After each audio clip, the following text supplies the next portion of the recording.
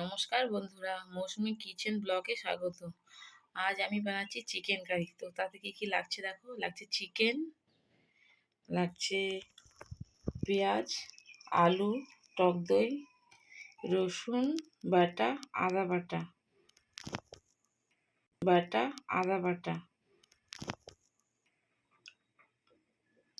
আর লাগছে লঙ্কার গুঁড়ো,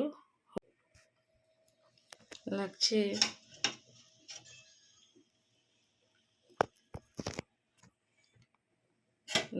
ধনিয়ার গুঁড়ো, লঙ্কার গুঁড়ো, হলুদের গুঁড়ো, জিরে গুঁড়ো। দিয়ে দেব দই,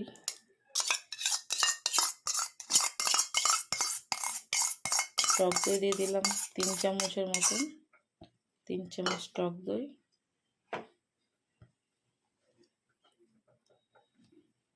আদা বাটা দিয়ে দিচ্ছি 2 চামচ, 3 চামচ আদা বাটা দিয়ে দিলাম,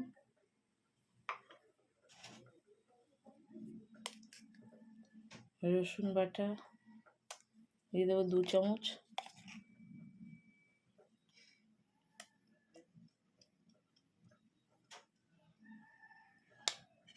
রসুন বাটা দিয়ে দিয়েছি। কিছুটা কুচো পেঁয়াজ দিয়ে দিচ্ছি,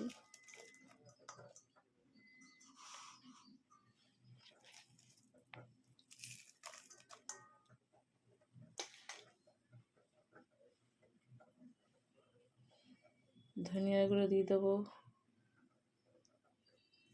2 চামচ, 3 চামচ ধনিয়া গুঁড়ো, জিরের গুঁড়ো 3 চামচ,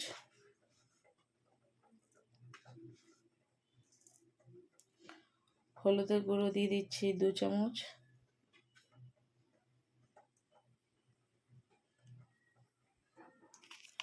স্বাদ অনুসারে নুন দিয়ে দিচ্ছি, লবণ দিয়ে দিলাম।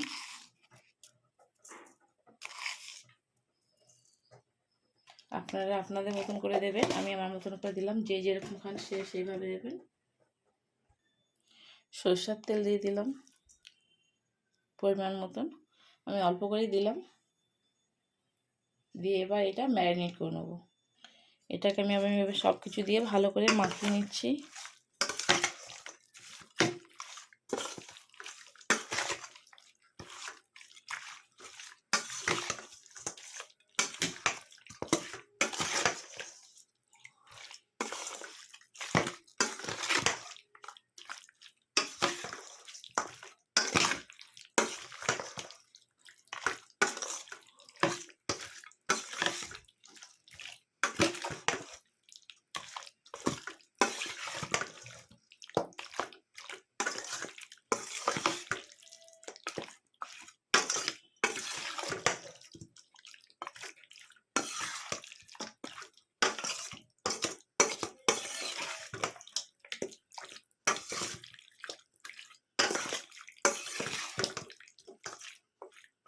এটা আমার ভালো করে ম্যারিনেট করা হয়ে গেছে।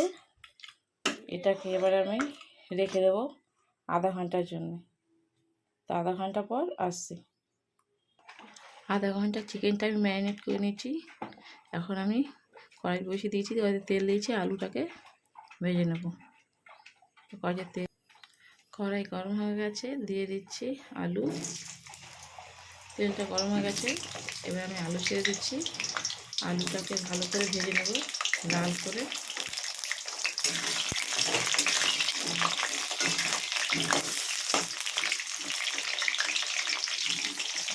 আলুটাকে আমি লাল করে ভেজে নেব।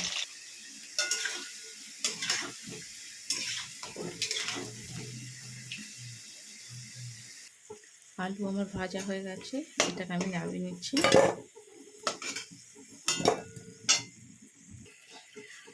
ফোড়নে আমি দিয়ে দিচ্ছি 5 ফোড়ন, ভেজে নিচ্ছি পেঁয়াজটাকে লাল লাল করে ভেজে নেব।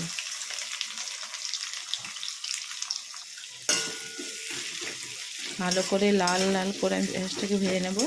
বেরেস্তা করব না, যা শুধু ফ্রাই করব।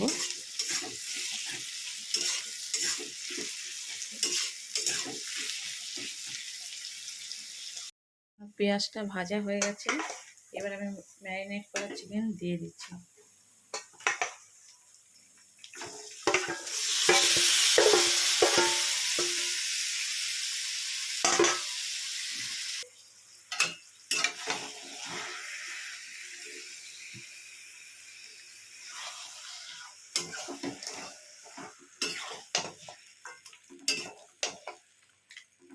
এটাকে ভালো করে মিশিয়ে নেব।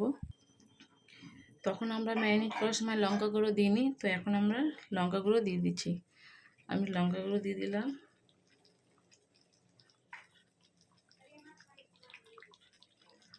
আমি 3.5 চামচ লঙ্কা, 3 চামচ মতো আমি লঙ্কা গুঁড়ো দিয়ে দিয়েছি। এবার এটাকে দিয়ে ভালো করে কষাবো। লঙ্কা গুঁড়ো দিয়ে এবার এটাকে ভালো করে মিশিয়ে নেব।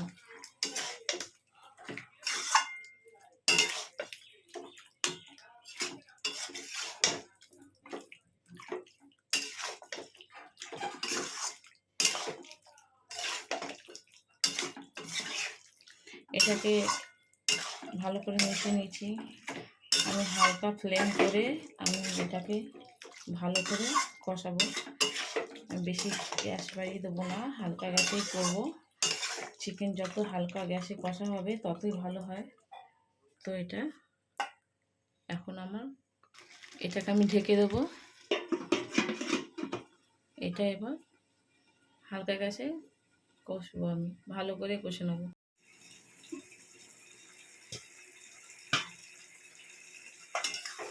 তো দেখো চিকেন আমার কষা হয়ে এসছে। এর মধ্যে আমি দিয়ে দেবো আলু, ভেজে রাখা আলু দিয়ে দিলাম। এর মধ্যে দিয়ে দিলাম ভেজে রাখা আলু। এটাকেও দিয়ে আমি এবার ভালো করে কষিয়ে নেব।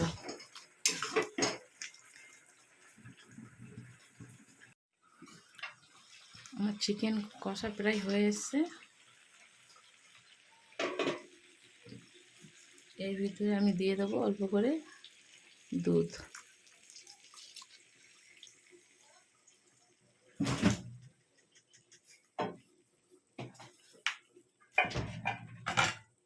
দুধ দিয়ে আমি এবার এটাকে অল্প করে কষিয়ে নেব।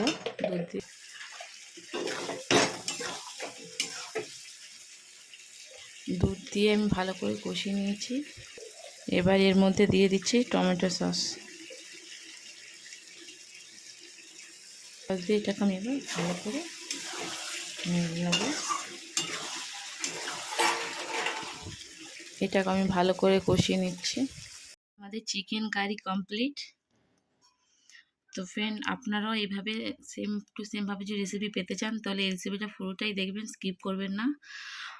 এই সেম টু সেমভাবে রেসিপিটা বাড়িতে বানান। আর এরকমভাবে চিকেন কারি বানিয়ে খেতে প্রচণ্ড টেস্টি হয়, খুবই সুস্বাদু হয়। তো আমার ভিডিও যদি ভালো লাগে লাইক করবেন, শেয়ার করবেন, সাবস্ক্রাইব করবেন, পাশে থাকা বেল আইকনটা প্রেস করে দেবেন। যখনই আমি সবার ফার্স্ট প্রথম ভিডিও ছাড়বো তো আপনার কাছে পৌঁছে যাবে। বাই।